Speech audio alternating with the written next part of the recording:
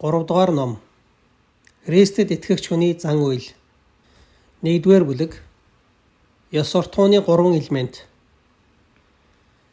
Багангийн нэгэн сурагчаас Бурхны талаар ямар төсөөлөлтэй байдаг талаар нь асуухад тэр хүүхэд өөрийнхөө хэмжээнд юу гэж бодож явдгаа ингэж хариулжээ.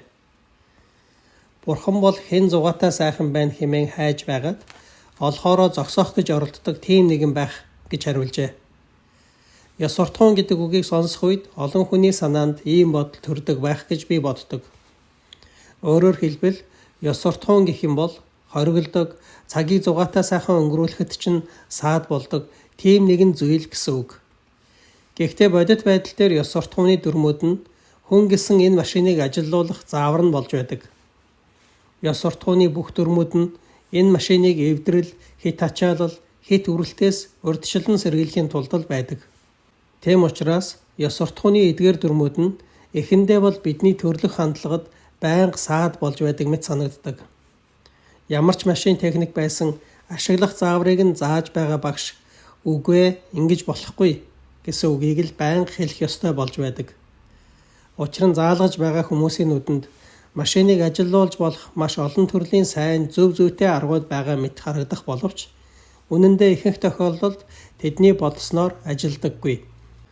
Зарим хүмүүс ёс суртахууны дүрм гэхээсээ илүү ёс суртахууны үзэл санаа, ёс суртахууны дуулууртай байдлаас илүү ёс суртахууны идеализмын тухай ярихыг илүүд үздэг. Мэдээж ёс суртахууны төгс байдал гэдэг бол бид түүнд хизээч хүрч чадахгүй гэсэн утгаараа идеал зүйл гэдэг нь үнэхээр үнэн. Энэ утгаараа бусад ямар ч төрлийн төгс төгөлдөр байдал байсан тэр нь хүн бидний хувьд бол ялгаагүй бас л идеал зүйл байдаг. Бид хизээч төгс жолооч, төгс теннисчин байж чадахгүй. Бас бид хизээч төгс шулуун шугам зурж чадахгүй нүнэн. Гэхдээ ёс суртахууны төгс төгөлдөр байдлыг ч гэсэн үүний нэг адил хизээч хүрч чадхааргүй идеал зүйл гэж үзэх нь биднийг ихээхэн төрөгдүүлж болзошгүй юм. Жишээ нь хэн нэг эрэгтэй хүн ийм эмэгтэй, ийм байшин, ийм зав, эсвэл ийм цэцэрлэгтэй болох нь миний идеал гэж хэллээ гэд бусад хүмүүс бас өөртөө нь яг адилхан тийм идеалтай байх ёстой гэсэн үг биш. Энэ тал дээр бол бид бүгд өөр амтанд дуртай байдаг шиг бас өөр идеалтай байх хэрэгтэй.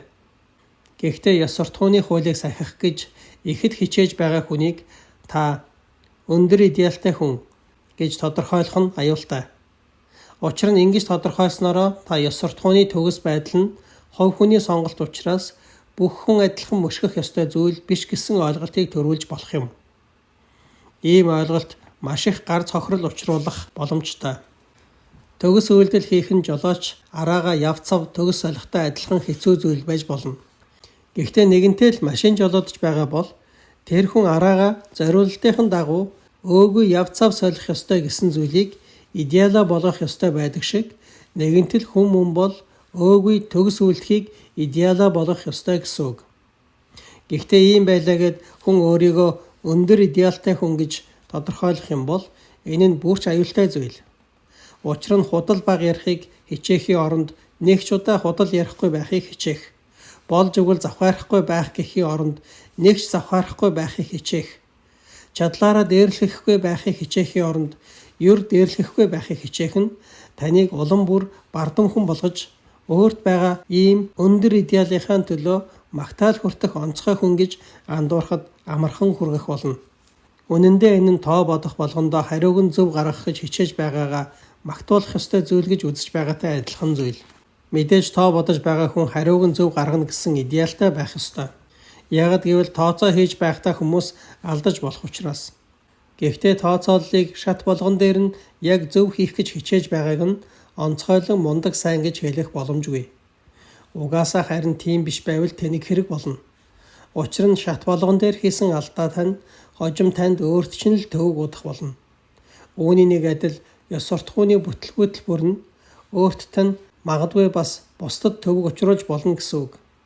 Бид идеал ба идеализмын оронд дүрм дуулууртай байдлын тухай ярьснаар ийм бодит үнэн байгаа гэдгийг өөртөө сануулж чаддаг. Дахиад нэг жаахан гүнзгийрүүлээд харъя. Хүн гэсэн энэ машин хоёр арга замаар буруу болж болно. Эхнийх нь хүн төрлөختөн бие биенээсээ холдох, эсвэл өөр хоорондоо мөргөлдөж, хэн нэгнээ мэхлэх, дээрлэхэж, бие биедээ хохирол учруулах замаар буруу болдог. Харин нөгөө нь бол хүн тус бүр дотроосоо ямар нэгэн асуудалтай болж болно.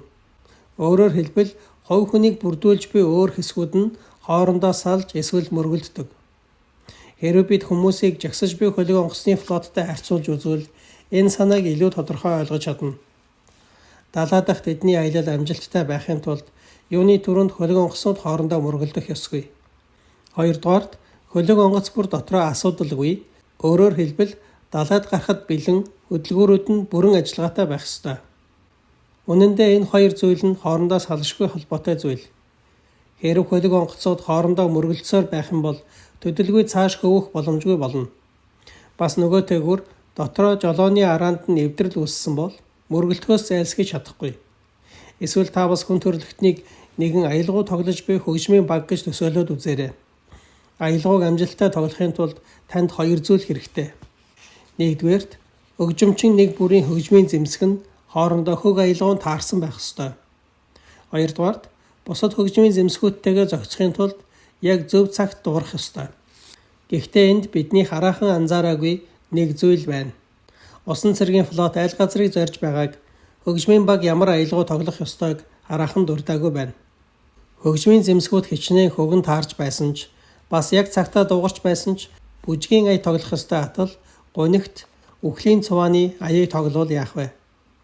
Амжилттай гэж хэлж чадах уу? Флот хэдийгээр дайнд сайн аялж байсан ч очих ёстой байсан Нью-Йоркт биш. Харин өөр газар Калькутад хурж очивол яах вэ? Аялал бүтлгүүтчээ гэж хэлхээсээр аргагүй. Үүнчлэн ёс суртахуун нь дараах 3 зүйлтэй холбоотой гэж үзэж байна. Нэгдүгээрт ёс суртахуун гэдэг нь хувь хүн нэг бүрийн шударга тоглолт, бусадтайгаа эвлэлдэх зохицох байдалтай холбоотой.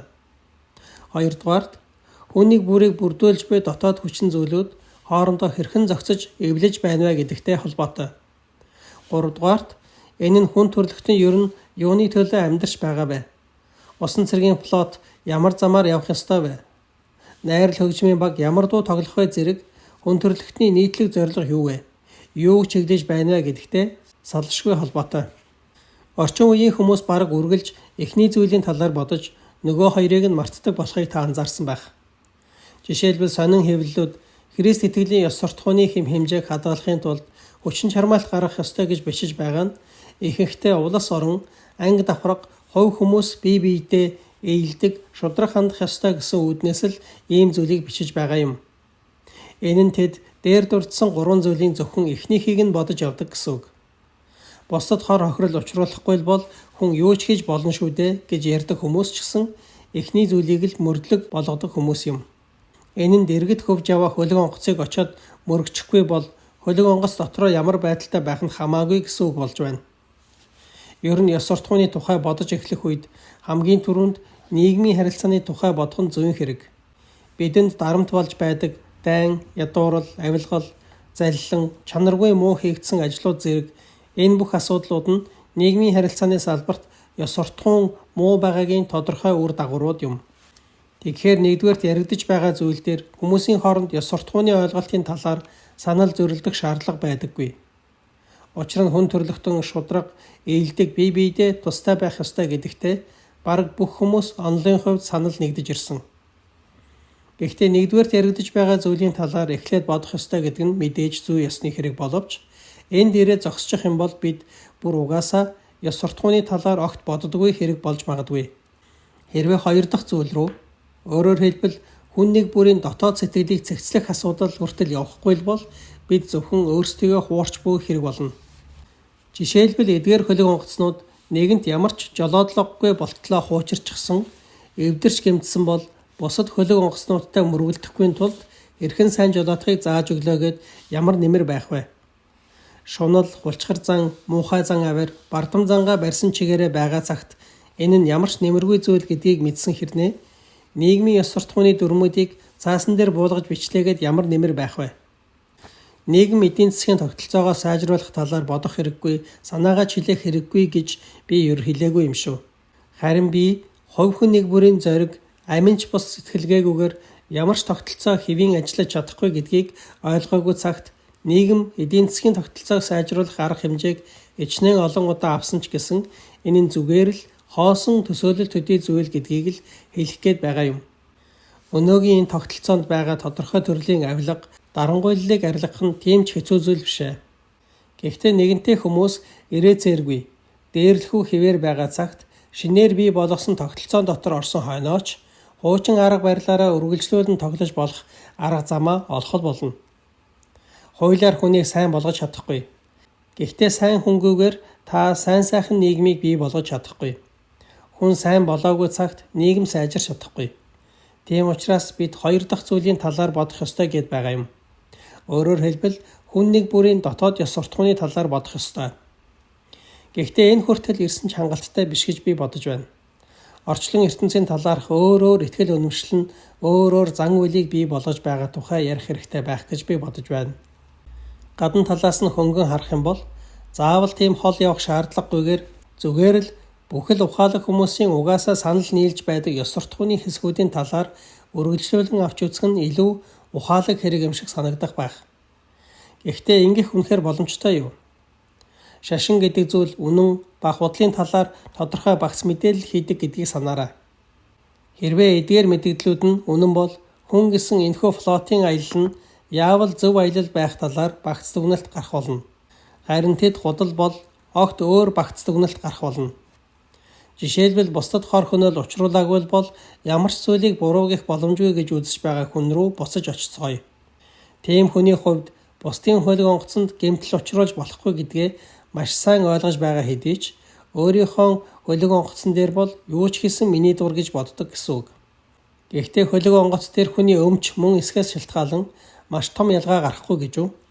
Жишээлбэл би энэ бие сэтгэлийнхээ жинхэнэ эзэн нь мөн үү? Эсвэл жинхэнэ эзнээс нь түрээслэгч үү гэдгээс шалтгаалan байдал тис өөр болж болно. Хэрэг өөр хэн нэгэн намайг өөрийн зорилгын үүднээс бүтээсэн бол би түүний өмнө олон үүрэг хариуцлагыг үүрэх ёстой болно. Гэхдээ би өөрийнхөө эзэн нь байсан бол үүрэх хариуцлага гэж байхгүй. Дахин хэлэхэд Христ итгэл нь хүн нэг бүрд мөнх амьдралыг амладаг бөгөөд энэ нь үнэн эсвэл худлын аль нэг нь байх ёстой. Хэрвээ бид мөнх амьдрал гэх юм бол 70 жил наслаад л өгчих юмчнэ гэд огт санаа тавьдаггүй байсан зүйлүүдтэй нухацтай хандаж санаа тавих хэрэгтэй болно. Жишээ нь миний муухай ааш, атаажутай маань улам дамжирч байлаа гэж бодъё. Гэхдээ энэ нь зөвхөн 70 жилийн хугацаанд л аажмаар дордож байгаа учраас нүдэнд анзаарагдахгүй. Харин сая жил үргэлжлэх юм бол ёстой нөгөө там гэдэг нь болж хувирах байх. Үнэн хэрэгтээ Христ итгэл үнэн бол там гэсэн үг энэ байдлыг үнэн зөв тодорхойлсон нэр томьёо юм. Үхшгүй мөнхөд итгэх итгэл нь бас нэг ялгааг бий болгодог. Энэ бол төр улс илүү чухал гэж үздэг тоталитаризм ба хувь хүнийг илүү чухалчилдаг ардчлалын ялгаа юм. Хэрэг хувь хүн 70 жил амьдраад үхдэг бол цааш 1000 жил оршин тогтнох төр үндэстэн соёл иргэншил нь хувь хүнээс илүү чухал байр суурь эзлэнэ. Харин Христ итгэл үнэмшил үнэн бол улс үндэстэн соёл иргэншил нь өөрөө мөнх амьдрах хүнтэй харьцуулахад хоромхон зургийн л зүйлс болох учраас хүн тэднээс хавьгүй чухал болж таарч байна. Үүнчлэн ёс суртахууны тухай бодохдоо бид энэ бүх гурван зүйлийг хамтд нь авч үзэх ёстой. Нэгдүгээрт хүний хоорондын харилцааны ёс суртахуун, хоёрдугаарт хувь хүн нэг бүрийн дотоод ёс суртахуун, гуравдугаарт хүнийг бүтээсэн тэрхүү хүч болон хүн хоорондын харилцааны ёс суртахуун. Эхний салбарын хувьд бол бид бүгд энэ салбарт хамтран ажиллах боломжтой. Харин хоёр дахь салбараас эхлэн санал зөрөлдөөн үүсэж эхлээд гурав дахь салбар руу орох үед асуудал бүр хурцдах биз. Учир нь гурав дахь салбарт Христ итгэлийн ёс суртахуун ба үл итгэлийн ёс суртахууны хоорондох гол ялгаа гарч ирнэ. Энэ бүлгийн үлдсэн хэсэгт би Христ итгэлийн үзэл ойлголтыг хүлээн зөвшөөрснөөр Христ итгэл үнэн бол яах вэ гэсэн дүр зургийг бүхэлд нь харуулах болно. 2 дугаар бүлэг. Үндсэн сайн чанарууд. The Cardinal Virtues. Өмнөх бүлэг маань радиогийн богино хэмжээний лекцэнд зориулан бэлтгэсэн хувилбар байлаа. 10 минутад багтааж ярих шаардлагатай болж байсан учраас маш олон утга санаануудыг товчлох шаардлагатай болж байв. Ёс суртахууныг би 3 үндсэн хэсэгт хуваах болсон гол шалтгаануудын нэг нь гол санаагаа богино цагт багтаан хурдан ойлгох сайн арга гэж үзсэнтэй маань холбоотой. Тиймээс 2 дугаар бүлэгт би эртний мэргэд ёс суртахууныг өөр ямар байдлаар хуваан авч үзэж байсан талаар бага зэрэг тайлбарлах болно. Энэ нь эфирийн үеэр ярихад хэтэрхий урт байсан тул орхисон боловч үнэндээ маш чухал зүйл юм. Ёс суртахууны хуучин ангиллын системээр бол сэтгэл зүйн ертөнцид 7 сайн чанар virtues байдаг ажээ. Тэдгээрийн 4-ийг нь үндсэн буюу cardinal сайн чанар, үлдсэн 3-ыг нь теологийн сайн чанар гэдэг. Үндсэн буюу cardinal гэж нэрлэгдэж байгааг нь соёл иргэншилтэй бүх хүмүүс хүлээн зөвшөөрдөг боловч харин теологийн гэж нэрлэгдэж байгааг нь зөвхөн Христэд итгэгчид л мэддэг. Бид теологийн сайн чанарыг дараа нь авч үзэх бөгөөд эхлээд зөвхөн 4 үндсэн буюу cardinal сайн чанарын талаар ярих болно.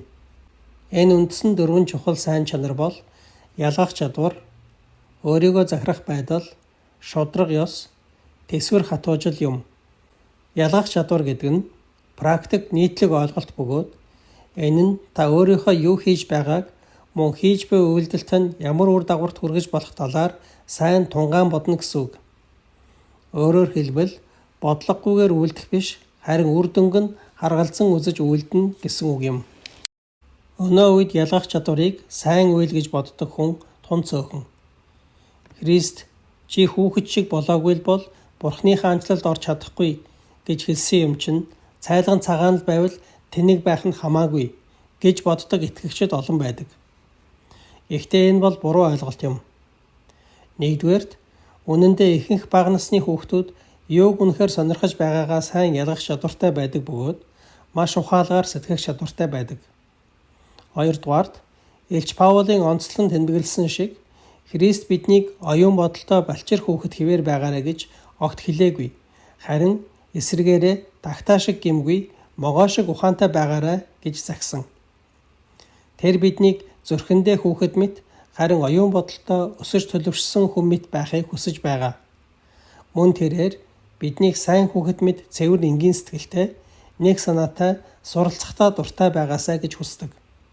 Гэхдээ нөгөө талаасаа бас биднийг бүхэл зүйл дээр сонор сэрэмжтэй байж, тулаанд үргэлж бүрэн бэлтгэлтэй байхыг хүсдэг.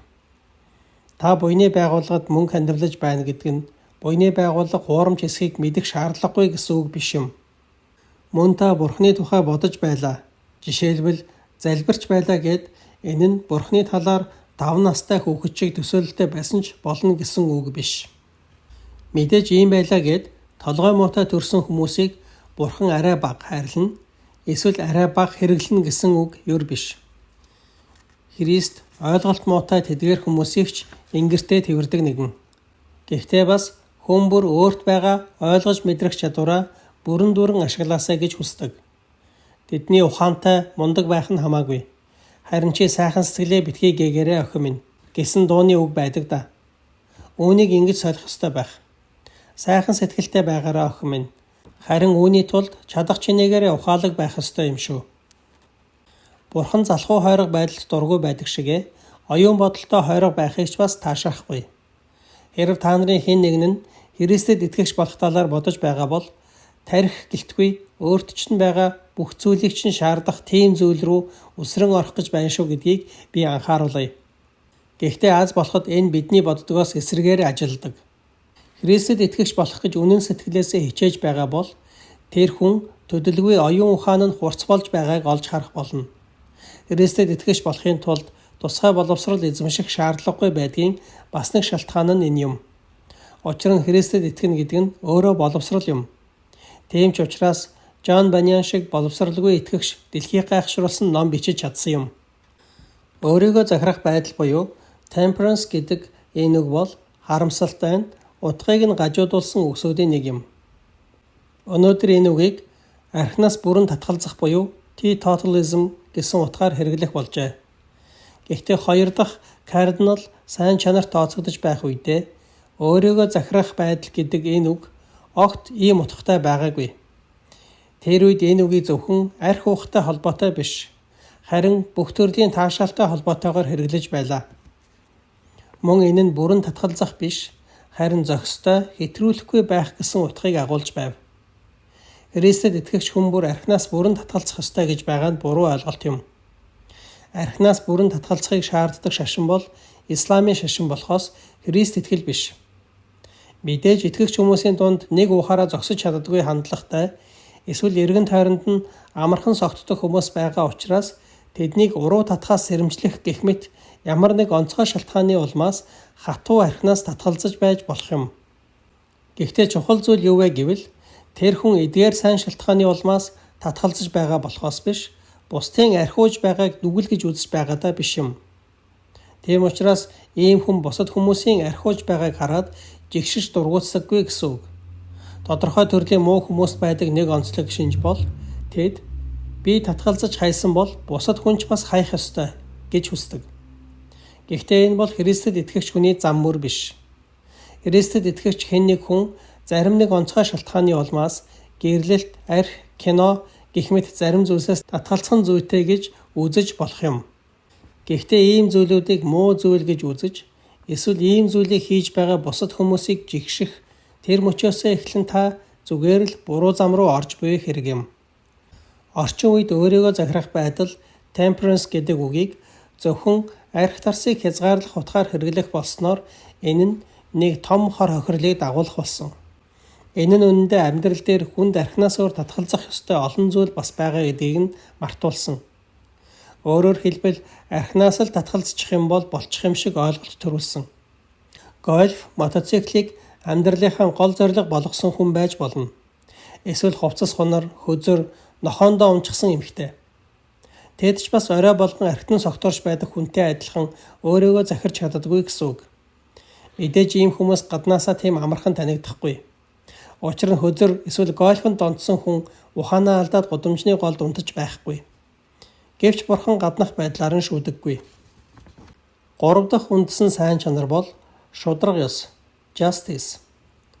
Шудраг ёс нь шүүхтэр яригддагаас хавьгүй илүү өргөн утгатай.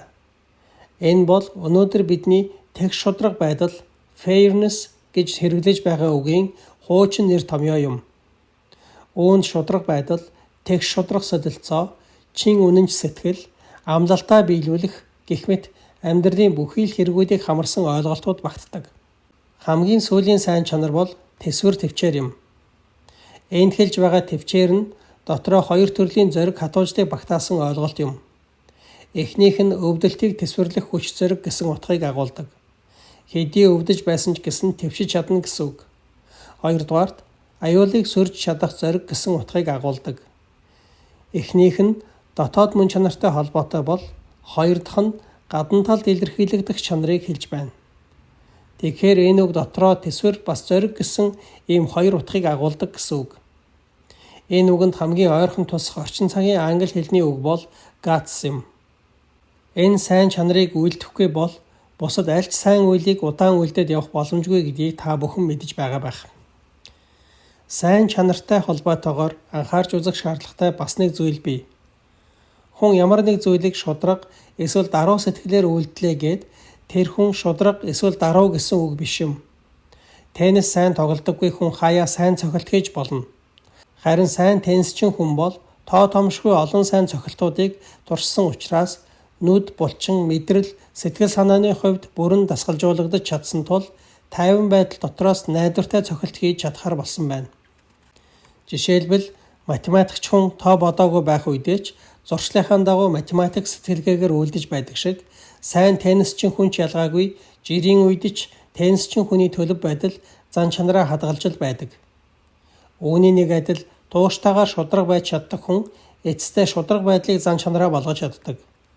Тэгэхээр энд яригдж байгаа шудраг байдал гэсэн энэ сайн чанар нь гадна талын үйлдэл биш, харин сэтгэлд шингэсэн чанар гэсэн үг.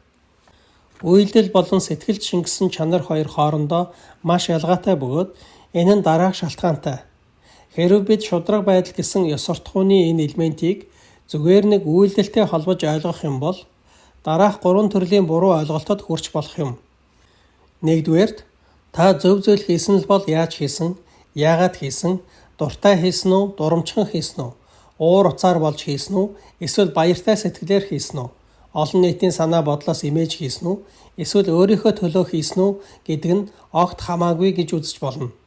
Гэхдээ үнэн юу вэ гэвэл хичнээн зөвийг үйлдэлсэн ч бай, учир шалтгаан нь буруу байх юм бол хийсэн зөв үйлдэл чинь таны дотор сайн хэмээх дотоод мөн чанар, зан чанарыг төлөвшүүлэхэд ямар ч тус болохгүй. Гэтэл үйлдэлээсээ дотоод мөн чанар нь илүү чухал шүү дээ.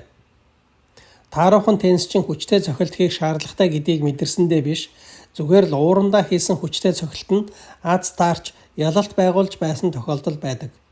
Гэхдээ ийм байлаа гэд энэ нь түүнийг найдвартай сайн тоглогч болгож чадахгүй. Хоёрдугаарт, Бурхан биднийг зүгээр л тогтоосон дүрм журамд дуулууртай байхыг хүсдэг гэж бодож болох юм. Гэхдээ Бурхан биднийг тодорхой төрлийн мөн чанар бүхий хүн байгаасаа гэж хүсдэг. Гуравдугаарт, мөн энэ сайн чанарыг зөвхөн энэ насны амьдралд хэрэгтэй зүйл гэж үзэж болно. Нөгөө ертөнцид бид хэрүүл хийх зүйлгүй учраас зөвхт байх шаардлагагүй, ямар ч аюул байхгүй учраас зоригтой байх шаардлагагүй болно гэж бодож болох юм. Тийм ээ, эх ертөнцид бидэнд шудраг зоригтой байх боломж дахиад гарахгүй байж болох юм. Гэхдээ энэ амьдрал дээрээ бид шудраг ба зөвийг үйлдэж байж л энэ нь боломжтой байх болно. Гэхдээ миний хэлхийг хүсэж буй гол санаа юу вэ гэвэл, хэрв та эдгээр зан чанаруудыг өөрийн мөн чанараа болгож чадаагүй бол Бурхан таныг тэрхүү мөнх ертөнц рүү оруулахаас татгалзна гэсэн үг биш. Харин эдгээр чанаруудыг мөн чанараа болгож амжаагүй хүн хичнээн эх ертөнцид очисон ч гаднах сайхан орчил нөхцөл нь тэдний хувьд диваажин болж өгч чадахгүй. Өөрөөр хэлбэл тийм хүмүүс Бурханы өөрсдөд нь өгөхийг хүссэн гүн гүнзгий, хүчтэй говьшгүй аз жаргалыг мэдэрч чадахгүй. 3 дугаар бүлэг. Нийгмийн ёс суртахуун.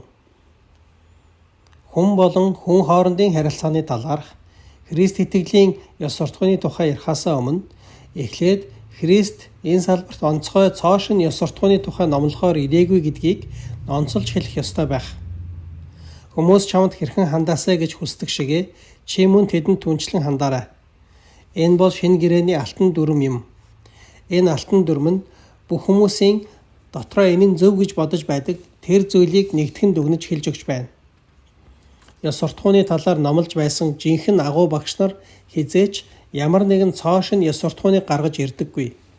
Харин хуурамч багш нар л ийм зүйлийг хийдэг. Доктор Джонсны хэлснээр хүмүүс заахаасаа сануулах шаардлага илүү их байдаг гэсэн үг энд санаанд орж байна. Бүх ёс суртахууны багш нарын жинхэнэ үүрэг бол бидний байнга үл тоомсорлож байдаг эртний энгийн зарчмуудыг дахин гаргаж ирж сануулж өгч байх явдал юм. Яг л морийг дээгүүр нь харайхаас татгалзаж буй тэр хашлахын өмнө дахин хөтөлж авчирдагтай адил. Эсвэл хүүхдийг сурхаас татгалзаж буй номныхын өмнө дахин авчирч суулгадагтай адил юм.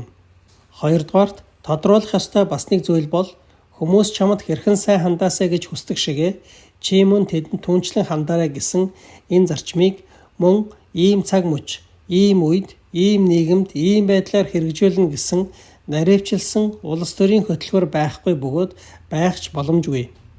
Угаасаа энэ бол хэн нэгэн удирдах, тулгаж хийдэг зүйлч биш.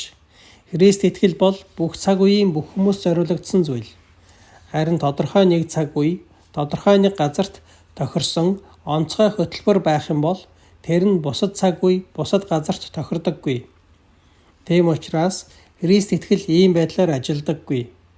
Христ итгэл өлссөн хүнд хоолог гэж хэлдгээс биш, хоол хийх аргыг нь зааж өг гэж хэлдэггүй. Таныг Библи уншил гэж хэлэхээс биш, танд еврей хэл, грек хэл, эсвэл англи хэлний дүрм заадаггүй. Христ итгэл хизээч хүний энгийн соёл урлаг, эрдэм мэдлэгийг өөрчлөх, эсвэл орлохыг эрмэлзэж байгаагүй.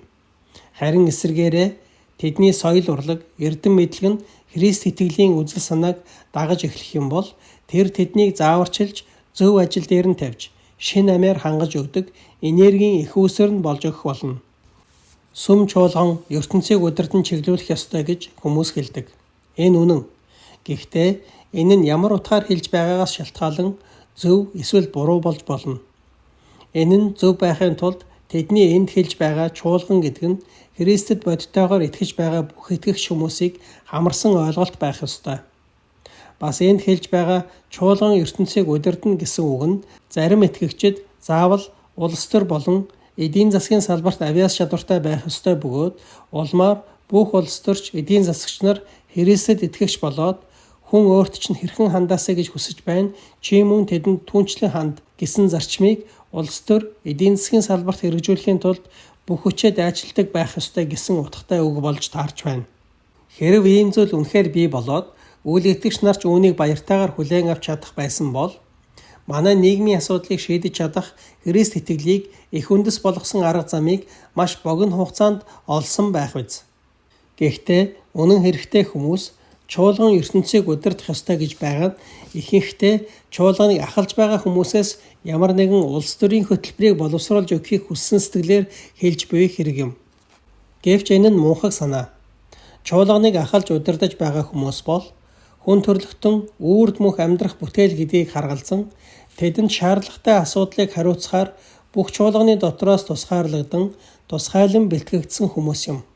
Гэтэл тийм хүмүүсээс улс төрийн хөтөлбөр боловсруулахыг хүсэх нь тэднээс ямар ч бэлтгэл сургуулилт хийгээгүй огт өөр ажил хийхийг шаардаж байгаатай адилхан зүйл.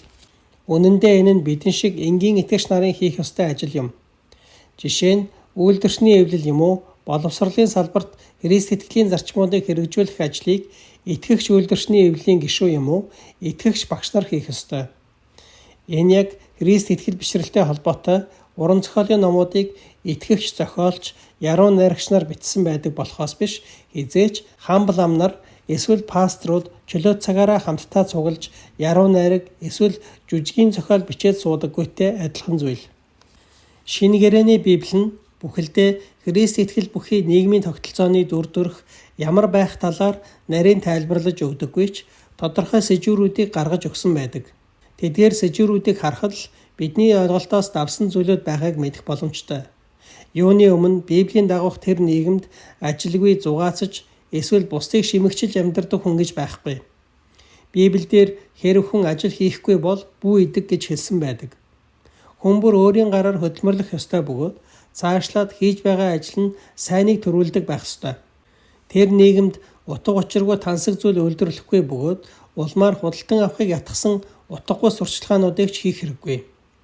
Мөн тэр нийгэмд ямар ч сайрхах, онгирох, гайхуулах зүйл байхгүй.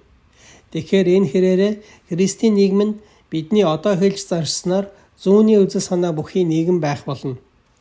Гэхдээ нөгөө талаар энэ нийгэм дуулууртай байхыг үргэлж чухалчилдаг.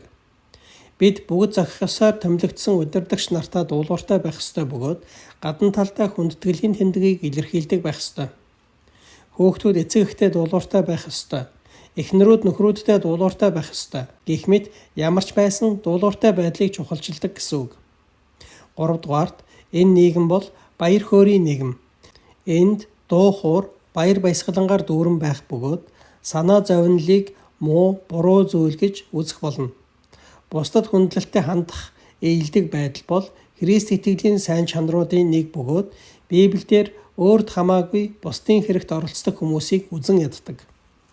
Хэрвээ ийм нийгэм үнэхээр байгаад та бид очиж үзэх юм бол маш сонин сэтгэгдэлтэй буцаж ирэх байх. Бид эдийн засгийн социалист маягтай хэрнээ маш дэвшилтэд гэж хэлж болохоор зүйлийг мэдрэх байх. Харин гэр бүлийн амьдрал хийгээд ёс суртахууны хэм хэмжээ нь маш хуучны. Магадгүй бүр эртний ёс заншил бүхий язгууртны шинжтэй юм байна гэж хэлэх байх. Хүн бүрийн хувьд энэ нийгмийн зөвхөн аль нэг хэсэг нь л таалагдах болов уу? Нийгмийн байдал нь бүхэлдээ таалагдах хүн гэж бараг гарахгүй байх. Хэрвээ Христ итгэл үнэмшил хүн гэсэн энэ машинд зориулан гаргасан цогц зураг төсөл муу юм бол ийм байх нь дамжиггүй. Бидний хүн нэг бүр энэхүү зураг төсөл бүхий төлөвлөгөөнөөс тус бүрдээ өөрөөр аргаар гарч явцгаасан бөгөөд анхныхаас нь өөрчилсөн өөрийн зураг төслөө жинхэнэ гэж итгэхийг хүсдэг. Тийм учраас жинхэнэ Христ итгэлд ийм байдлаар хандах хандлага дахин давтагдаж байдаг. Өөрөөр хэлбэл хэний ч дотор Христ итгэлийн аль нэг зүйлд нь татагдах сэтгэл байдаг. Гэхдээ сэтгэл татагдаж буй яг тэр зүйлээ авч үлдээд бусдыг нь үгүйсгэж орхигдуулахыг хүсдэг. Бидний цааш урагшилж чадахгүй байгаа шалтгаан нь үүнтэй холбоотой. Тийм учраас хоёр өөр зүйлээс зуурч байгаа хүмүүс хоорондоо маргалдах үедээ Христ итгэлийн үнэт зүйлийг авч үлдэхийн тулд тэмцэж байна гэж хэлдэг. Бас нэг чухал зүйл юу вэ гэвэл харь үндэстэн гэж тооцогдож байсан эртний грек болон хуучин гэрээний евдей хүмүүс мөн дундад зууны үеийн Христ итгэлтэй агуу багш нарын бидэнд өгч байсан зөвлөгөөнөөс гарах юм бол өнөөгийн орчин цагийн эдийн засгийн систем бүрэн гажуудсан байгаа явдал юм. Тэд бүгд бидэнд мөнгийг хүүтэй зээлж болохгүй тухай хэлж байсан. Хүү авч мөнгө зээлдүүлэхийг өнөөдрөөр хөрөнгө оруулалт гэж хэлж болох бөгөөд энэ нь манай эдийн засгийн системийн их үндэс юм. Мэдээж энэ нь бид бүрэн буруу байна гэсэн үг биш байж болно. Зарим хүмүүс Мосе, Аристотель, Христэд итгэгчид хүүтэй зээлхийг хориглосон байдаг нь үнэн боловч тэр үед хувьцаат компанийн талаарх ойлголт байгаагүй. Тиймээс энэ нь зөвхөн хувь хүний мөнгө хүүтэй зээлдүүлж буй үйлдэлийг буруу шаасан зүйл учраас одоо бол санаа зовох зүйлгүй гэдэг. Энэ тал дээр би ийм тийм гэж баттай хэлж чадахгүй. Би өөрөө эдийн засагч биш учраас өнөөгийн хөрөнгө оруулалтын систем нь энэ тал дээр асуудалтай эсхийг хэлж мэдэхгүй. Ийм учраас Христэд итгэгч эдийн засагч хүн хэрэгтэй байгаа юм. Гэхдээ энэ гурван агуу соёл иргэншлүүд нь бүгд өнөөгийн бидний амьдралын үндсэн зүйл болсон энэ тогтолцоог бүгд санаа нэгтэйгээр буруушааж байсан нь ямар учиртай байсныг олж харах ёстой байх гэж бодлоо. Би дахиад нэг зүйл хэлээдгий. Шинэ гэрээний Библиэлд хүн бүр ажиллах ёстой гэж хэлээд үүний шалтгааныг тайлбарлахдаа бусдад өгөх зүйлтэй байхын тулд гэж хэлсэн байдаг. Өглөг, ядуус өглөг өгөх. Энэ бол Христ ёс суртахууны чухал хэсэг юм. Хонь болон ямаатай зөөрлж хэлсэн үгийг харах юм бол хоньыг ямаанаас зааглаж өгч байгаа зүйл нь бүгд өглөгч байдалтай холбоотой мэт харагддаг. Өнөөдөр зарим хүмүүс өглөг үйлдэх шаардлагагүй. Ядуус өглөг өгөхийн оронд харин ядууралгүй нийгмийг бий болгох ёстой гэж ярьдаг. Ийм нийгмийг бий болгох ёстой гэж тэдний хэлж байгаа нь маш зөв байх.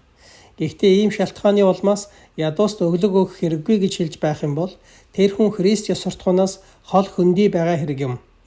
Би хэр хэмжээний өглөг өгөх ёстой вэ гэдгийг хэлж чадахгүй. Гэхдээ хэр чадлаасаа жаахан илүү өгөх нь арай найдвартай байх гэж бодож байна. Өөрөөр хэлбэл тав тух, тансаглал, зугаа цэнгэл гэх мэт зүйлд зарцуулж байгаа зардал маань бидэнтэй адилхан орлоготой хүмүүсийн дунд байдаг стандартад нийцэж байвал бид хэтэрхий бага өглөг өгч байж болно. Өглөгт зарцуулах зардлаас болж жаахан дутуу хөтөг мэдрэх зүйл байхгүй бол тэр нь бусдад бага өгч байна гэсэн үг. Өөрөөр хэлбэл өөрт хэрэгцээ байсан ч гэсэн өглөгт зарцуулах шаардлага байгаа учраас хэрэгцээгээ бүрэн хангаж чадахгүй байх тийм нөхцөл байдлыг хэлж байна. Өглөг гэдэг зүйлийн талаарх ерөнхий ойлголтыг би энд ярьж байна.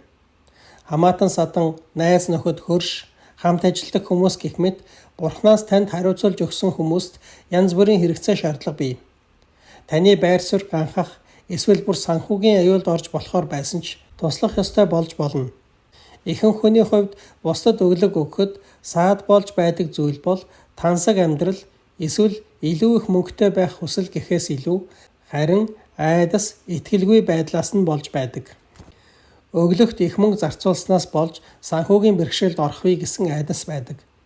Гэхдээ энэ айдас нь ихэнх тохиолдолд уруу таталт болдог гэдгийг бид хүлээн зөвшөөрөх ёстой.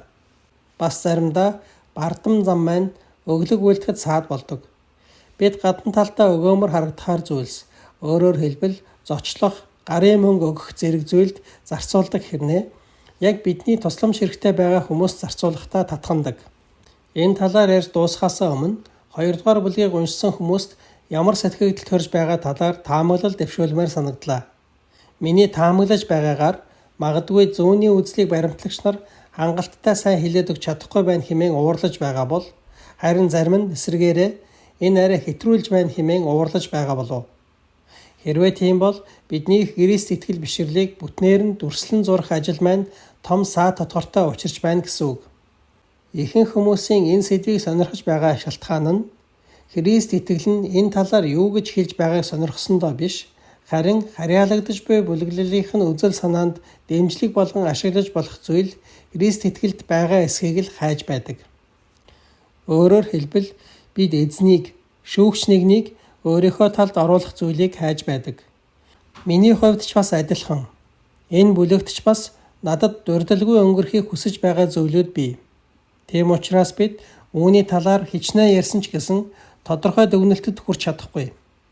Тодорхой дүгнэлтэд хүрэхийн тулд би маш урт замыг туулах ёстой болно. Христ нийгмийн тогтолцоо нь бидний ихэнх нь үнэн сэтгэлээсээ хүссэн тэмүүлэхээс нааш бий болох боломжгүй. Гэхдээ Христэд итгэгч хүн бүрэн төлөвшөлтөд хүрэхээс нааш ийм нийгмийг хүсэж тэмүүлэх учиргүй. Өөрт чинь хэрхэн хандаасаа гэж хүсэж байна. Чи мөн түүнчлэн тэдэнд ханд гэсэн үгийг би амныхаа уншлага болгож чадна. Гэхдээ би хөршөө өөрийн бие мэд хайрлаж чаддаг болохоос нааш энэ үгийг хэрэгжүүлж чадахгүй. Бас би Бурхныг хэрхэн хайрлахыг сураагүй цагт хөршөө өөрийн адил хайрлаж чадахгүй гэж бодож байна. Мөн би Бурханд дуулууртай байхыг сураагүй цагтаа түүнийг хэрхэн хайрлахыг сурч чадахгүй. Тиймээс миний дээр анхааруулж хэлж байсанчлан бид илүү дотоод асуудал руу, өөрөөр хэлбэл нийгмийн асуудлаас шашны асуудал руу орох ёстой болж байна. Гэхдээ хамгийн урт мэд харагдаж байгаа энэ зам бол биднийг гэрт маань хүргэх яг тэр зам мөн гэдэгт би итгэж байна. 4-р бүлэг.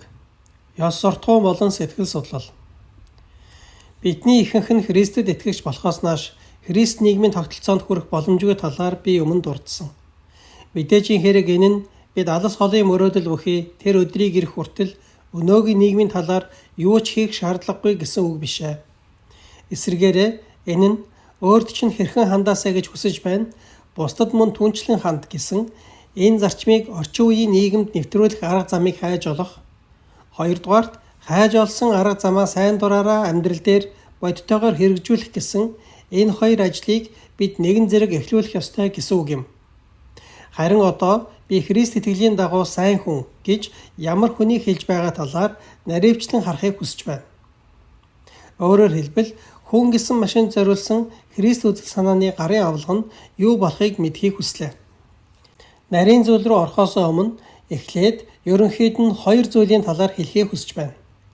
Юуны өмнө Христ итгэлийн ёс суртахууныг хүн гэсэн энэ машиныг зөв ажиллуулах арга технологи гэж үзэх юм бол үүнтэй ижил зорилготой гэж хэлж болох сэтгэл судлалын ухаан нь Христ итгэлтэй ямар хамаатай болохыг та бүхэн мэдхийг хүсэж байгаа байх. Үүний тулд эхлээд та сэтгэл судлалын анагаах ухааны онол болон сэтгэл судлаачдын арга техник мөн Фрейд тэргүүтээ бусад хүмүүсийн үүн дээр нэмж гаргасан ертөнцийн талаарх ерөнхий философийн үзэл бодлууд нь хоорондоо ямар ялгаатай болохыг тодорхой ялгаж салгаж хараасай гэж хүсэж байна. Хоёр дахь зүйл бол Фрейдийн философи нь нөгөө агуу сэтгэл судлаач Юнгийн философитой шууд зөрчилддөг.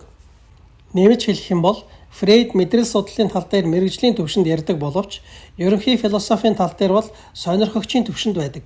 Тийм учраас ухаантай хандах үүднээс мэдрэлийн эмчилгээний талаарх түүний ярианд анхаарлаа хандуулах нь зөв боловч ерөнхий гүн ухааны тал дээр бол анхаарал хандуулах шаардлагагүй байдаг.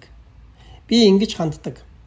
Яагаад гэвэл тэр өөрийнхөө салбараас хайлж миний мэдих салбарын талаар ярих бүрд нь би түүний энэ талаар мэдлэг муутай болохыг олж хардаг. Гэхдээ Фрейд тэргүүтээ тэдгээр бусад хүмүүсийн нэмээд байгаа философийн хүчин зүйлүүдийг л хасчих юм бол сэтгэл судлал гэсэн энэ салбар нь өөрөө тэр чигтээ Христ итгэл бишрэлтэй ядчил зөрчилдөөд байх зүйлгүй болно. Сэтгэл судлалын ухааны арга техник нь зарим талаараа Христ итгэлийн ёс суртахуунтай давхцдаг бөгөөд хүн бүр энэ талаар мэдэж байхад ёр илүүтэхгүй. Гэхдээ энэ хоёр арга техникүүдэд хэдийгээр давхцах зүйл байдаг ч гэсэн нэгэнд тусдаа хоёр өөр зүйл учраас маш том ялгаа бий. Хүн ёс суртахууны сонголт хийхэд хоёр хүчин зүйл нөлөөлж байдаг. Нэг нь сонгох үйлдэл. Харин нөгөө нь сонголт хийж байгаа хүний сэтгэл зүйтэй холбоотой. Өөрөөр хэлбэл янз бүрийн сэтгэл хөдлөл, импульс зэрэг нь сонголтын түүхийн эд нь болж өгч байдаг. Энэ түүхийн эд нь хоёр янз байж болно. Нэг нь хэвийн гэж нэрлэж болохоор бүх хүнд байдаг мэдрэмжүүдээс бүрдэж байна. Харин нөгөө нь бол далд ухамсарт ямар нэгэн зүйл буруу болсноос болж үүссэн зүй ёсны бус мэдрэмжүүдээс бүрддэг. Бодиттой аюулаас айх айдас нь эхний буюу хэвийн мэдрэмжүүдэд хамаарах жишээ болж чадна.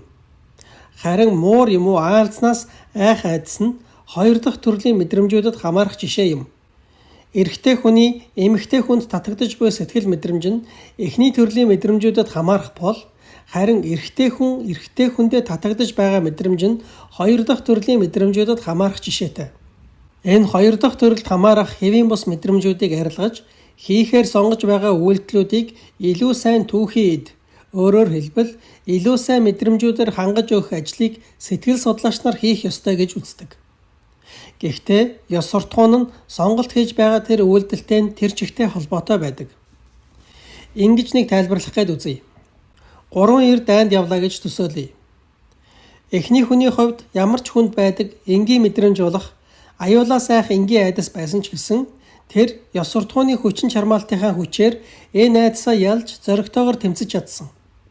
Харин үлдсэн хоёр эрийн хувьд далд тухамсарт нь байсан хэвийн бус хит их айдасаасаа болж ёс суртахууны хувьд хичнээн их хүчин чармаалт гаргасан ч гэсэн зоригтой дайтаж чадхааргүй байлаа. Ингээд нэг сэтгэл зүйч тэднийг авчраад эмчилж өгчээ. Дараа нь тэднийг яг эхний эртээ адилхан орчин нөхцөл донд тавив. Гэтэл эндээс сэтгэл зүйтэй холбоотой асуудал дуусгуур болох боловч харин ёс суртахууны асуудал эхэлж байна. Эмчилгээ хийлгсэн хоёр эр одоо огт өөр замыг сонгоно. Жишээ нь тэдний нэг нь ингэж хэлж болох юм. Ямар тач би өвчнөөсөө салж чадсандаа маш их баярлаж байна. Одоо л нэг улс их орныхоо өмнө хүлээсэн үүргээ биелүүлж чадхаар боллоо. Харин нөгөө нэг нь ингэж хэлж болох юм. Би одоо галаас тэгтлээ их айхааргүй болсондоо мэдээж баяртай байгаа ч эхлээд өөрийгөө бодох ёстой. Аюултай ажил дээр бусдын араар суух ёстой гэсэн сэтгэл маань өөрчлөгдөөгүй. Гэхдээ айдсыг баг мэдрэх болсон нэг сайхан зүйл нь юу вэ гэвэл би өөртөө илүү сайн анхаарал тавьж чадхаар болж байгаа бөгөөд бусдаас үннээ илүү ухаалгаар нуух боломжтой болж байна. Ийм ялгаатай байр суурь бол бүрэн ёс суртахуунтай холбоотой асуудал учраас сэтгэл зүйчид огтхонч хамаагүй зүйл.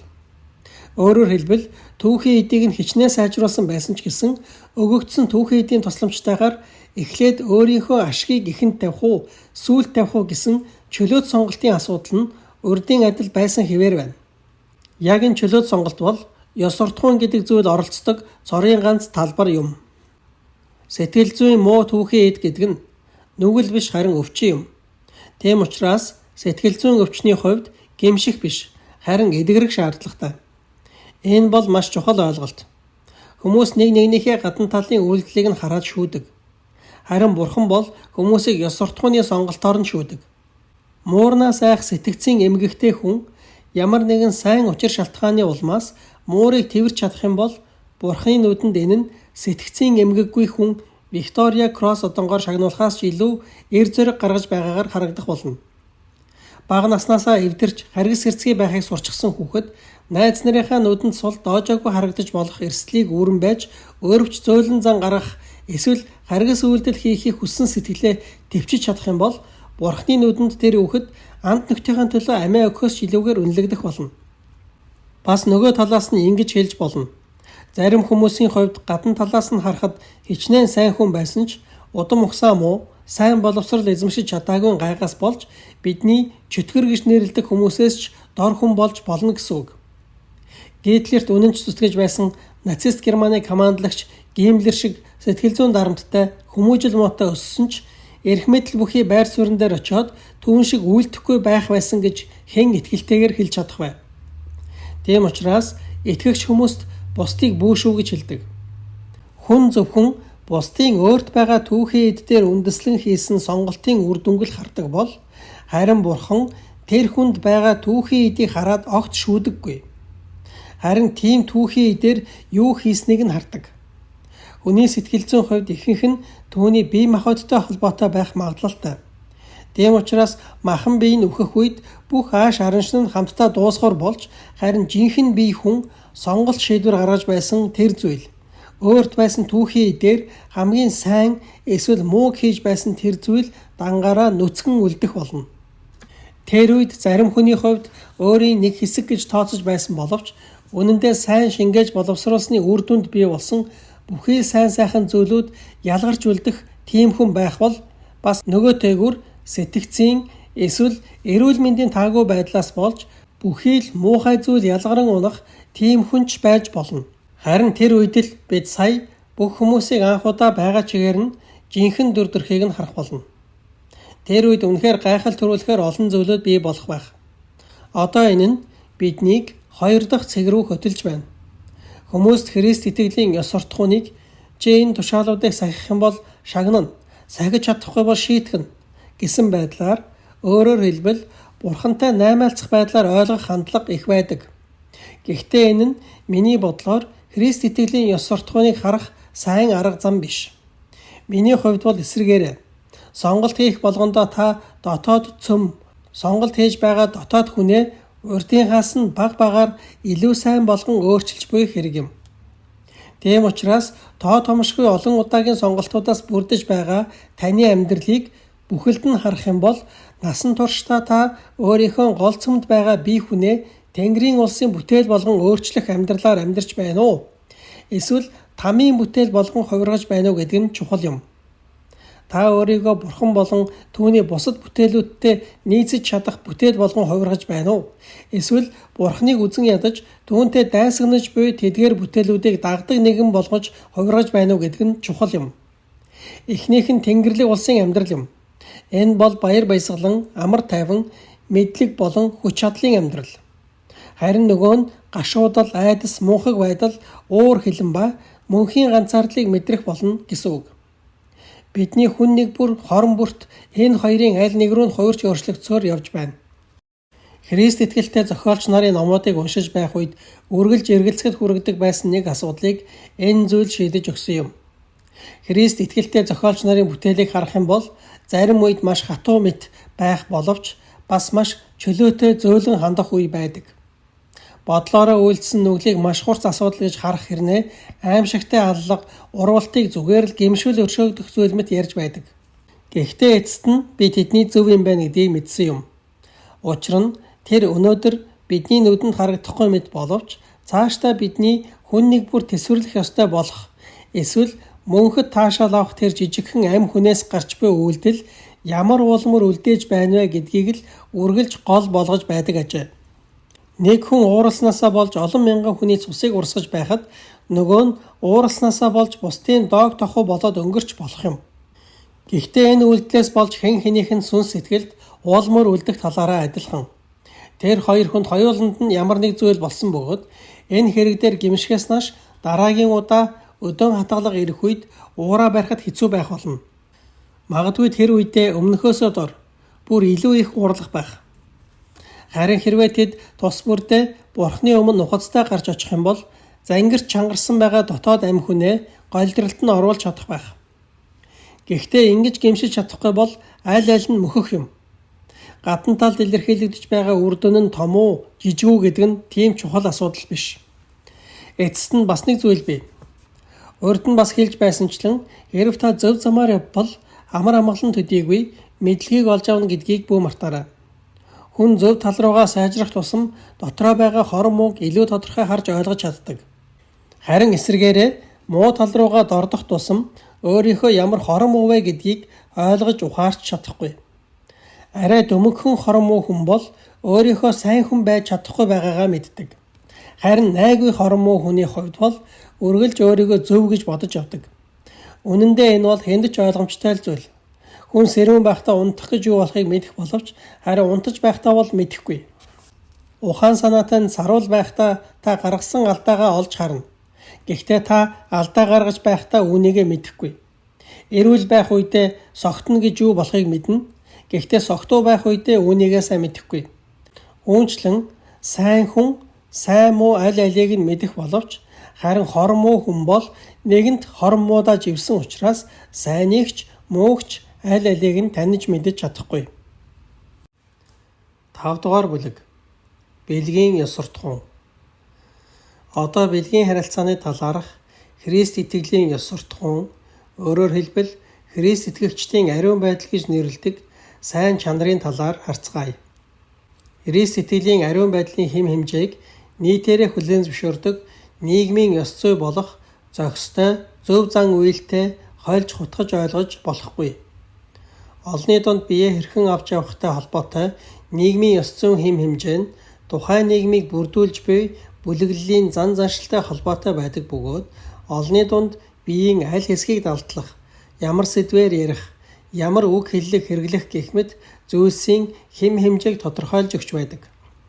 Тиймээс ариун байдалтай холбоотой Христ итгэлийн хэм хэмжээ нь бүх цаг үеийн итгэгч нарт нэгэн адил үйлчилж байсан бол харин олны дунд бие хэрхэн авч явахтай холбоотой нийгмийн ёс зүйн хэм хэмжээ нь өөрчлөгдөж байдаг. Ихэд хөнгөн нэмгэн хувцалдаг номхон далайн арлууд дээр амьдардаг охин.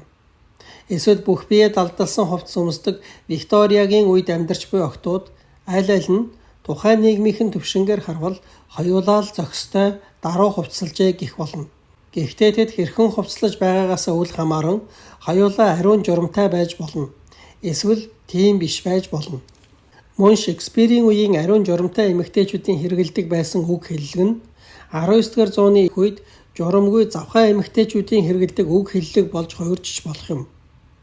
Өөрийнхөө эсвэл бусдын шунал тачаалыг өдөөх зорилгоор тухайн амьдарч буй цаг үе болон газрынхаа нийгмийн ёс зүйн хэм хэмжээг санаатаагаар зөрчиж буй хүн бол ариун журамтай байдлыг зөрчиж буй хэрэг мөн.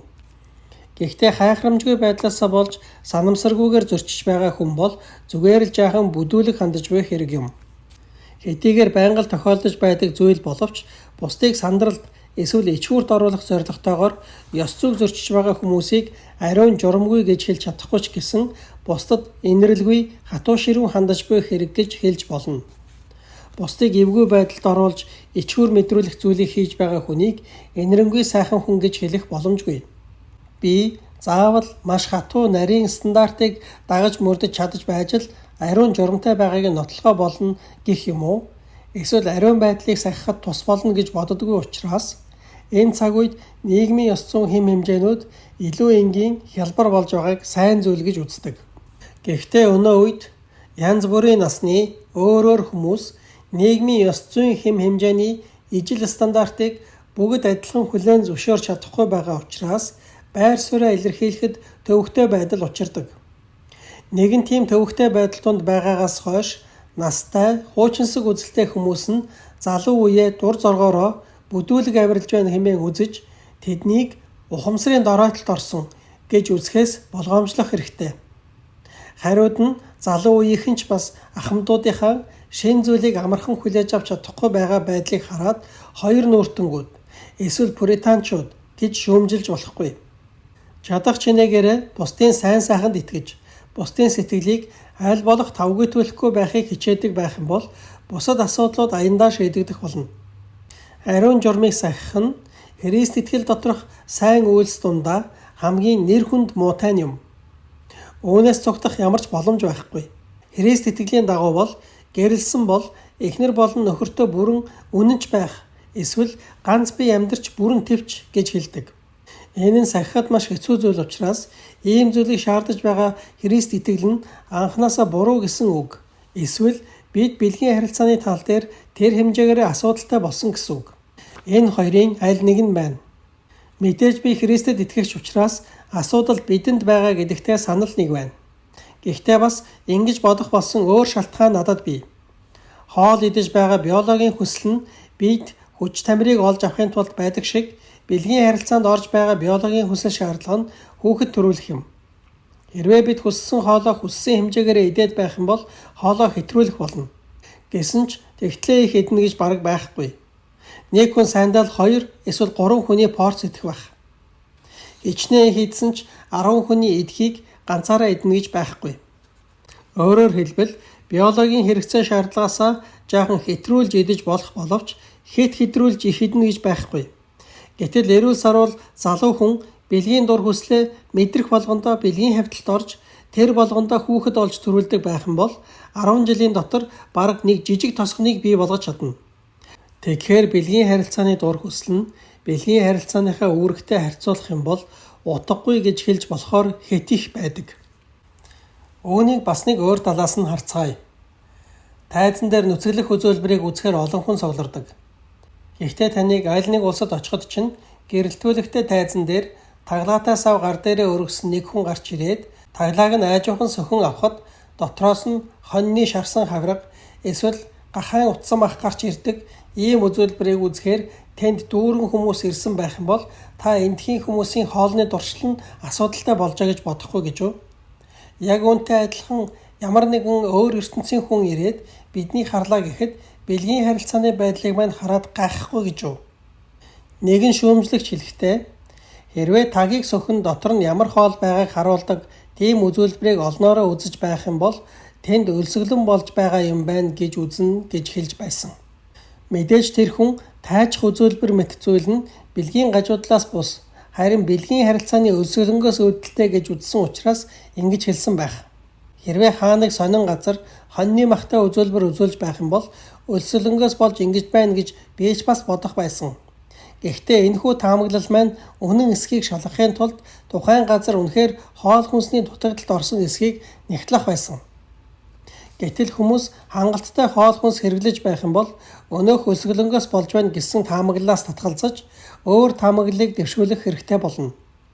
Үүний нэгэн адил бэлгийн харилцааны өсгөлөн байдал нь стриптиз үзүүлбэр хийх шалтгаан болдог гэсэн таамаглалыг хүлээн зөвшөөрөхөөс өмнө эхлээд энэ цаг үед стриптиз шоу гэж юу байдгийг мэддэггүй байсан тэр үеэс хавьгүй илүү ихээр бэлгийн харилцааг цээрлэх болсон гэсэн нотолгоог олох ёстой. Гэхдээ тийм нотолгоо байхгүй гэдэг нь тодорхой. Өнөө үед жирэмслэлтээс хамгаалах хэрэгслийн ачаар хосуудын бэлгийн харилцааны амьдрал илүү тухтай бас үүнд зарцуулах зардал нь багассан бөгөөд замбраагүй эсвэл гаж бэлгийн харилцааны талаарх олон нийтийн санаа бодолч гэсэн өөрчлөгдөж паганизмын эрен үеэс хойш ийм зүйлд дайсагнаж хандах нь багассан. Тиймээс бэлгийн харилцааны өсгөлөн гэдгээс өөр таамаглал дэвшүүлэх шаардлагатай болж байна. Бэлгийн дур хүсэл нь бусад дур хүслүүдийн нэг адил өөгшүүлэх тусам автаж болохоор зүйл гэдгийг бүгд мэдэж байгаа. Өсгөлөн хүн байн хоол боддогч бас эдэмхий хүнч байн хоол боддог. Өсгөлөн хүн төдийгүй эдэмхий хүнч хоолны тал дээр сул дорой байдаг. Одоо 3 дахь зүйлийг ярив. Та нар хоол биш зүйлийг иддэг эсвэл хоол хүнсийг зориулалтаас нь өөр зүйлд хэрэглэж байгаа хүнийг бараг хараагүй байх. Өөрөөр хэлбэл хоолны дуршил нь гажуудсан хүн гэж бараг байдаггүй. Гэтэл бэлгийн дур хүсэл нь гажуудсан байх тохиолдол маш их байдаг бөгөөд энэ нь эмчлэхэд ч хэцүү. Дээр нь бас шинж тэмдгүүд нь ч маш ноцтой байдаг. Ийм зүйлийн талаар ингэж дэлгэрэнгүй ярьж байгаад маань уучлаарай. Гэвч ингэж ярихаас өөр аргагүй юм. Яагаад гэвэл та бид өнгөрсөн 20 жилийн хугацаанд бэлгийн харилцааны талаарх хутал хуурмаг зүйлийг сонссоор ирсэн. Энэ талаар огт ярьдаггүй байсан хуучны Викториягийн үеийн мунхаг үзэл санаанаас ангичирчгал юм бол бэлгийн дур хүсэлч гэсэн бусад биологийн хүсэл шаардлагуудтай яг адилхан зүйл учраас энэ бүх асуудлууд аяндаа шийдэгдэнэ гэсэн ойлголтыг сонин хэвлэлээр дамжуулан авч байсан. Энэ бол худал зүйл. Суртал ухуулгад авталгүйгээр бодит байдал ямар байгааг жаахан анзаархад л та шууд ойлгох болно. Бэлгийн харилцааны сэдвээр ярихыг дэндүү хориглож хэтэрхий чимээгүй байсаас болж улмаар эмх замбраагүй байдал бий болсон гэж тэд ярьдаг. Энэ шалтгааны улмаас өнгөрсөн 20 жилийн хугацаанд хүмүүс чимээгүй байхаа болсон. Харин ч энэ сэдвээр шуугих болсон. Гэсэн хэдий ч бэлгийн харилцааны асуудал эмх замбраагүй хിവэр л байна. Хэд чимээгүй байх нь асуудал болж байсан юм бол нээлттэй хэлэлцэх болсноос хойш энэ асуудал шийдэгдчих ёстой байсан. Гэтэл одоо хүртэл шийдэгдээгүй л байна. Би үүнийг эсэргээрээ гэж бодож байна. Өөрөөр хэлбэл дарж чимээгүй байснаас болж энэ асуудал эмх замбраагүй болсон биш. Харин эмх замбраагүй болсон учраас хүн төрлөختөн энэ талаар ярихаа болж чимээгүй болсон байх. Орчин цагийн хүмүүс бэлгийн ажил бол ичих зүйл биш гэж үргэлж ярьдаг. Энэ нь хоёр янзын утга санааг илэрхийлж байж болох юм. Нэгдүгээрт хүн төрлөختөн бэлгийн харилцаа гэдэг зүйлээр дамжуулан нөхөн үржиж бас үүнээс таашаал авч байгаа нь ёр ичүүртэй зүйл биш гэсэн утгаар хэлж байж болох юм. Хэрвээ тэд ингэж бодож хэлж байгаа бол зөв. Христ итгэлч гэсэн үүнтэй яг адилхан хэлдэг. Харин зөвхөн бэлгийн харилцааг л чухалчилж, зөвхөн таашаал идэлхтэй холбож ойлгох юм бол асуудал болно. Христ итгэлийн эртний багш нар хүн уналтанд ороогүй байсан бол бэлгийн таашаал нь одоо байгаагаасаа бага биш, харин илүү их байх байсан гэж хэлсэн байдаг. Зарим ухаангүй итгэгч нар Христ итгэл бэлгийн харилцаа болон махан биеийн таашаалыг үндсэндээ муу зүйл гэж үздэг юм шиг ярьдгийг би мэднэ. Гэвч энэ бол эндүрэл. Христ итгэл бол нэр нөлөөтэй шашнууд дундаас махан биеийг бүрэн хүлээн зөвшөөрдөг цорын ганц шашин. Матер бол сайн зүйл ба Бурхан өөрөө ч хүний биеийг өмссөн. Мөн бид диваажинд ч бас шин төрлийн биетэй болох ба тэрхүү бие нь бидний аз жаргал, гоо үзэсгэлэн, эрч хүчний гол цөм хэсэг нь байх болно гэдэгт итгэдэг итгэл үнэмшил юм. Христ итгэл нь гэрлэлтийг бусад шашнаас илүү алдартай зүйлд тооцдог. Хайр сэтгэлийн тухай дэлхий дээрх бараг бүх агуу яруу найргуудыг Христэд итгэгч хүмүүс бичсэн байдаг. Хэрв хэн нэг нь сексийг үнэндээ муу зүйл гэж хэлэх юм бол Христэд итгэгч хүн тэр даруй үгүйсгэнэ. Өнөөдөр бэлгийн зүүн савин ийм байдалд хүрээд байгаа нь огтхон ч ичгүүртэй зүйл биш гэсэн утгаар зарим хүмүүс секс бол ичгүүртэй зүйл биш гэж хэлж байж болно. Энд хэлж байгаа бэлгийн зүүн совингийн өнөөгийн байдал гэдэг нь эрүүл зөв байдлыг заасан үг огтхонч биш. Хэрвээ тэд ийм утгаар секс бол ичгүүртэй зүйл биш гэж хэлж байгаа бол би үүнийг буруу гэж хэлэх байна. Харин ч энэ бол хамгийн ичгүүртэй зүйл гэж би хэлнэ. Хүн хоол хүнснээс таашаал мэдрэх нь ичгүүртэй зүйл огт биш. Гэтэл дэлхий дээр амьдарч байгаа хүмүүсийн тал нь хоол хүнсийг амьдралынхаа хамгийн чухал зүйл болгож, хоолны зурагтай сэтгүүл үүсгэж цагаа зарцуулж, харамгацаа шүлсээ гойжуулан шундаг байх юм бол энэ нь үнэхээр ичгүүртэй зүйл болох болно. Өнөөгийн ийм нөхцөл байдалд та болон би хүн нэг бүр хариуцлага хүлээх ёстой гэж би хэлэхгүй. Бид өвөг дээдсээсээ ингэж гажсан эд эрхтнүүдийг өвлөн авсан. Дээр нь бас бид ариун журамгүй байдлыг сурталчилсан орчинд өсөж таринцгоосон. Мөнгө олох зорилгоор бусдын дур хүслийг өдөөдөх хүмүүс ч олон бий. Бэлгийн харилцаанд хэд дондсон хүмүүс тэдэнд үгүй гэж хэлэхэд хэцүү учраас тэднэр дамжуулан орлого олдог. Энэ бүх нөхцөл байдлыг Бурхан сайн мэдж байгаа. Тэрээр шүүхтээ даван туулахад хэцүү ийм нөхцөл байдал байгаа гэдгийг харгалзан үзэх болно. Гэхдээ бидэнд ийм хэцүү нөхцөл байдлыг давж туулахыг хүссэн чин сэтгэл, тууштай байдал хэр их байна вэ гэдэг нь хамгийн чухал юм. Эмчлүүлэхийн тулд эхлээд эдгэрхийг хүссэн сэтгэл байх ёстой. Үнэхээр туслалцаа хүсэж байх юм бол тусламж авах болно. Гэтэл орчин үеийн хүмүүс ийм хүсэлтэй байна гэдэг хэцүү зүйл. Үннээсээ хүсэхгүй байгаа хэрнээ хүсэж байна гэж андуурах хандлага бидэнд байдаг. Саяхан нэгэн алдартай итгэгч хүн залуу насндаа ариун журамтай байхын төлөө залбирч байсан тухайгаа ярьж байсан. Гэхдээ хэдэн жил өнгөрсний дараа уруулаараа бол цэвэр ариун байлгаж өгөөч гэж залбирч байсан хэдий ч зүрхэндээ бол нууцхан гэвч одоохондоо биш шүү гэж залбирч байсан тухайгаа ярьж байсан. Бусад төрлийн ариун байдлын талаар гуйж залбирах үед ч бас яг ийм байдал үүсдэг. Гэхдээ төгс ариун байдлыг сахих нь байтугай төгс ариун байдлыг хүсэн тэмүүлэх нь ч хэцүү болжээ. Энэ нь дараах 3 шалтгаантай юм. Хамгийн эхний шалтгаан нь бидний гажсан төрлөх чанар. Мөн биднийг мэхэлж байдаг чөтгөр. Мөн орчин үеийн бүх суртал ухуулга нь бидний дарагдуулахыг хүсэж байгаа энэхүү хүсэл шунал нь угаасаа байглаасаа заяасан эрүүл учир шалтгаантай зүйл учраас харин ч үүнийг дарагдуулж байгаа нь өөрөө хэвийн бус гажууд зүйл гэсэн ойлголт мэдрэмжийг өгч байдаг. Араасаа гарч байгаа кино, постэр, ном зохиолууд нь бэлгийн дур хүслийг эрүүл, хэвийн, залуу, эрч хүчтэй, элен далангүй, хөгжилтэй сэргэлэн байхтай холбоон харуулж байна. Гэхдээ энэ худал зүйл юм. Худал хуурмаг нь үнэн дээр суурилсан байх тусмаа хүчтэй байдаг. Үүнчлэн энэ худал хуурмаг зүйлт гэсэн өмнө хэлж байсан бэлгийн харилцаанд хэтэрхий утга учир өгч донтохгүй бол хэвийн эрүүл зүйл гэсэн ийм үнэн дээр суурилж байгаа учраас хүчтэй нөлөөлж чадаж байгаа юм. Гэхдээ одоо та нарыг мэхэлж байгаа ямар ч бэлгийн харилцаа тэрчгтэй эрүүл хэвийн зүйл гэсэн ойлголт нь бүгд худал юм.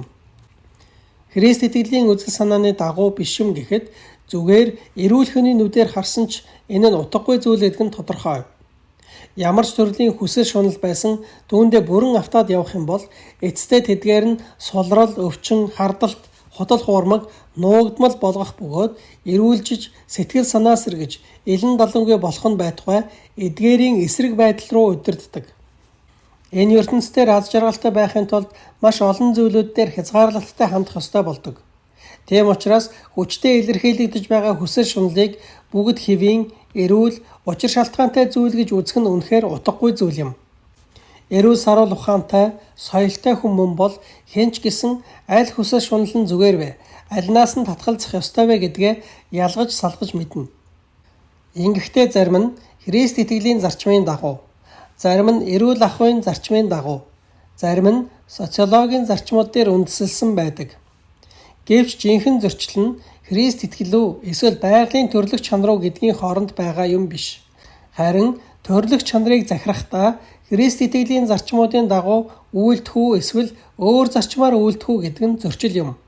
Учир нь амьдралаас үүрүүлэхээр шийдсэн хүн биш л бол ямар нэг аргаар төрлөх мөн чанараа захирхал болно. Энэ асуудалд Христ итгэлийн зарчмууд нь бусад зарчмуудаас илүү хатуу ханддаг. Гэхдээ та Христ итгэлийн зарчмуудыг мөрдөх гэж хичээх явцдаа бусад зарчмуудаас олж авч чадхааргүй их ашиг тусыг олж авдаг. Хоёрдугаарт Христ итгэлийн ариун байдлыг сахих зарчим нь огт боломжгүй зүйл гэж сүрдээд ихэнх хүмүүст сахих гээд үзье гэсэн нухацтай бодолч төрдөггүй. Гэхдээ альва зүйлийг энэ бол миний заавал хийх ёстой зүйл гэж бодож байгаа хүний хувьд энэ нь боломжтой хэсэг талаар тэгж их боддоггүй. Жишээлбэл шалгалтад ирж байгаа асуултууд дундаас та сонгоод хариулж болохоор байвал та алинд нь хариулж чадах хэсгээ бодож үзэх ёстой. Гэтэл бүх асуултууд зайлшгүй хариулах ёстой байх юм бол та чадах хэсэг талаар бодлогүйгээр бүх хүчээд ажиллах болно. Тэгж байж хэдийгээр та бүрэн дүүрэн хариулж чадаагүй байсан ч гэсэн тодорхой хэмжээний оноо авч чадна. Харин асуултад хариулаагүй бол оноо авч чадахгүй. Ганцхан шалгалтч биш. Дайн дажин, ууланд авирах, цанаар уулгах, усанд сэлэх, дугуй унаж сурах, тэрж байтугай бээрсэн гараараа цамсныхаа хамгийн дээд товчийг товчлох ч гэсэн адилхан байдаг. Эхэндээ боломжгүй юм шиг санагдаж байсан зүйлийг ч эцэст нь хийж чадах тохиолдол маш их бий. Зайлшгүй хийх ёстой зүйлээ хийх нь үнэхээр сайхан зүйл. Мэдээж төгс ариун байдал нь өөрөөр хэлбэл төгс сайн нь зөвхөн хүний өөрийн хүчин чармаал дээр хүрэх зүйл биш. Тийм учраас та бүхэн Бурханаас тусламж гуйх хэрэгтэй. Гэхдээ хичнээн ингэж гуйсан ч гэсэн тусламж ирэхгүй удах юм уу? Эсвэл хангалттай тусламж өгөхгүй байгаа мэт мэдрэгдэх үе байна. Гэвч үүнд санаа зовох хэрэггүй. Бүтлгүүдэх бүрдээ уучлал гуйн босоод дахин оролдоод үзээрэй. Учир нь Бурхан сахихыг хүсэж байгаа тэр сайныг чинь өгөх биш, харин эхлээд дахин оролдоод үзэх хүчийг өгөх тохиолдол их бий. Ариун байдал мэдээж чухал боловч зориг, чин сэтгэл зэрэг бусад сайн чанаруудын хувьд ч мөн адил чухал. Ийм байдалд хүрэхийг хичээж буй явцсан өөрөө тэр чигтээ тэрхүү сайнаас илүү чухал зүйл болох сүнс сэтгэлийн сайн зуршилд сургадаг. Мөн энэ явцаар дамжуулан бид өөрийнхөө талаарх буруу ойлголтоос ангиж ирч зөвхөн Бурханд түшхийг сурдаг. Нэг талаараа бид хамгийн таатай мөч байсан ч гэсэн өөртөө итгэж түшихгүй байхыг сурдаг бөгөөд мөн нөгөө талаараа хамгийн таагүй мөч байсан ч гэсэн цөхөрч унахгүй байхыг сурдаг. Учир нь миний бүтлгүүтлийг Бурхан өршөөсөн гэдгийг мэддэг. Харин жинхэнэ бүтлгүүтл юу вэ гэвэл төлөвшөлт төгс төгөлдөр байдлаас хойш сууж дутууд улмаг байдалтайгаа эвлэрч зүгээр суух явдал юм. 3 дугаарт хүмүүс сэтгэл судлалын ухаанд яригддаг repressions дарангуйлах гэдэг зүйлийг буруу ойлгодогтой холбоотой. Сэтгэл судлал бидэнд дарагдсан repressed sex бол аюултай зүйл гэж ойлгодог. Гэхдээ энэ нь үгүйсгсэн эсвэл эсэргүүцсэн гэсэн утгаар дарагдсан гэсэн үг биш. Сэтгэл судлалын ухаанд дарагдсан хүсэл шунал эсвэл дарагдсан бодол гэдэг далд ухамсар чингсэн байж байгаад хожим далдлагдсан танигдахааргүй хэлбэрээр гарч иж байгаа тэр зүйлийг хэлдэг. Дарагдсан бэлгийн хүсэл тачаал гэсэн энэ эмгэг нь өвчтөнд илэрхтэй яг адилхан бэлгийн хүсэл тачаал хэлбэрээр илэрхгүй. Өсвөр насны хүүхэд эсвэл насанд хүрсэн хүний хүсэл тачаалаасаа татгалзахыг хичээж байгаа байдал нь өнгөрсөн үед далд ухамсарт нь дарагдсан зүйлтэйгээ тэмцэж байгаа хэрэг биш.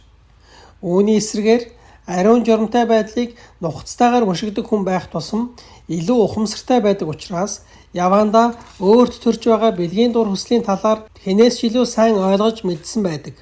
Тэд Веллингтон Наполеоныг мэддэг шиг, эсвэл Шерлок Холмс Мориартиг мэддэг шиг, харах барьдаг хүн харахыг мэддэг шиг, эсвэл сантехникч хүн цоорхой хоолойг мэддэг шиг өөрийнхөө хүсэл шунлын талаар маш сайн мэддэг.